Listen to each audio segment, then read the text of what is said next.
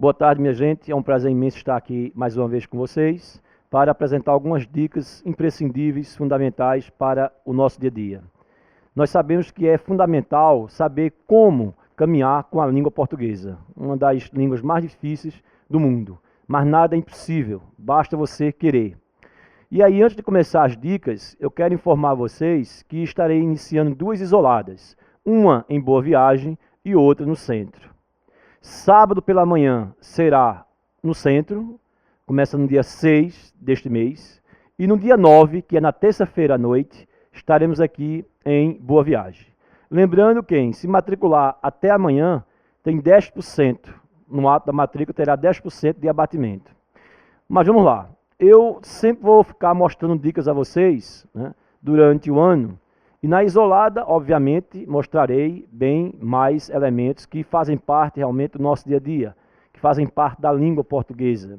Então, são expressões que muitas vezes a gente pensa que está certa, ou estão certas, e na verdade estão erradas, ou expressão certa ou expressão errada.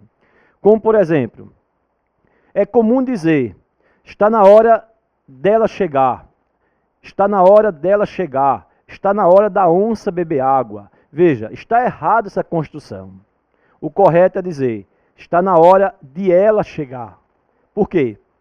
Está na hora de a onça beber água. Mas por que de a onça e de ela e não dela? Eis, na verdade, a explicação. Claro que quando você diz está na hora dela chegar, é o que se escuta mais. Então, o que se escuta mais passa a ser correto, e aquilo que se escuta menos soa mal e passa a ser errado. Mas é importante você lembrar que, se ela é sujeito, está na hora de ela chegar, quem é que chega? Ela. Então, se ela chega, ela é o sujeito da oração. Se é sujeito, eu não posso juntar a preposição com o sujeito. Sujeito não pode ter preposição, principalmente nessa construção. Então, o certo é, está na hora de ela chegar. Está na hora de a onça beber água. Aí a pergunta é, quem é que bebe água? A onça. Então a onça é o quê? É o sujeito da oração. Então eu não posso dizer está na hora da onça beber água. Está na hora de a onça beber água. Então, valor de sujeito. Agora, Manuel, se eu disser eu tenho medo da onça, aí eu posso juntar. Eu gosto dela, aí eu posso juntar. Eu não posso dizer eu gosto de ela. Então, eu gosto dela. Então, quando eu digo eu gosto dela, dela aí está completando o verbo gostar. É um complemento verbal.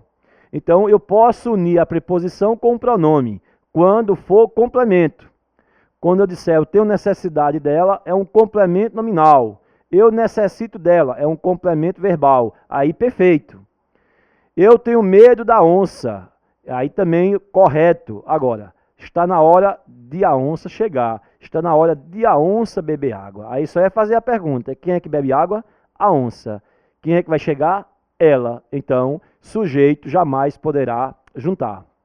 Como, por exemplo, eu escuto muito e vejo muito nas redações o seguinte.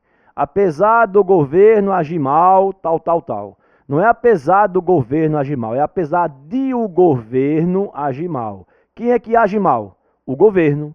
Então, é apesar de o governo. Só é você fazer a pergunta ao verbo e observar que o sujeito aí é o governo. Aí eu não posso juntar a preposição de com o artigo o, do presidente, do governo. Mas se eu disser, eu necessito do governo, aí sim, do governo passa a ser complemento. E aí você poderá usar tranquilamente, sem medo de errar, a junção da preposição com o artigo ou da preposição com o pronome. Então, vale a pena ressaltar isso aí, viu? Não confundir sujeito com complemento, nem juntar a preposição de com o pronome, nem tampouco com o nome.